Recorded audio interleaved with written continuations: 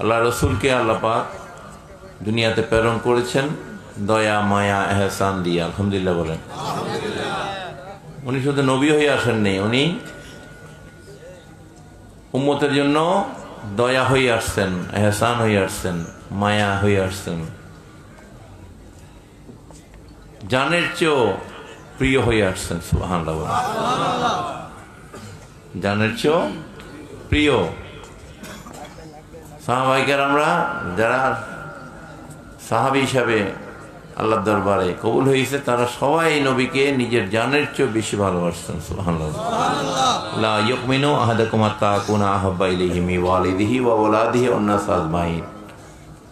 আমার নবীজির হাদিস শরীফ, ওই ব্যক্তি তৎক্ষণাৎ ইমানদার মুমিন হইতে পারবে না যে তার অন্তরের মধ্যে আমি নবীর মোহাব্বতকে তার স্ত্রী পুত্র ধন দৌলত সমস্ত ব্যক্তি বস্তুর ঊর্ধ্বে তার সমস্ত আপন জনের উপরে আমাকে যদি জায়গা না দেয় তার অন্তরের মধ্যে, এমনকি তার জানের চেয়েও বেশি, জানের চেয়েও শুধু এগুলো না, তার জানের চেয়েও বেশি ভালোবাসা নবীর প্রতি রাখতে হবে। সুবহানাল্লাহ।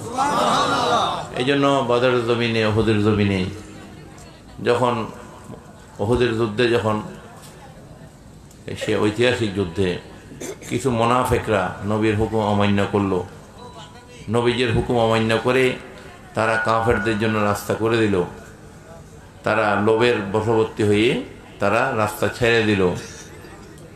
এই মুনাফিকরা ইহুদিদের সাথে আতাত করে মুসলমানদের ক্ষতি করার যে ষড়যন্ত্র ছিল,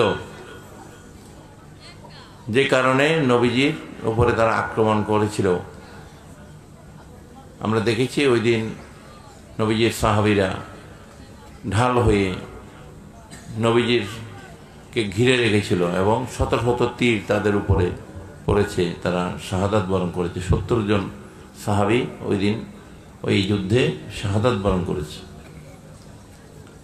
নবীর জন্য নিজের জীবনকেও তারা কোরবানি দিয়ে দিয়েছে।